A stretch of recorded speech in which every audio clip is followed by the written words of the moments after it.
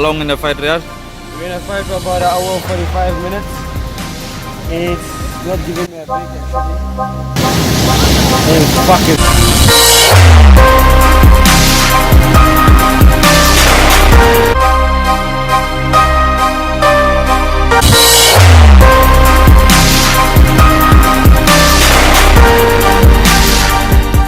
2 hours and 40 minutes into the fight, I'm losing the fight.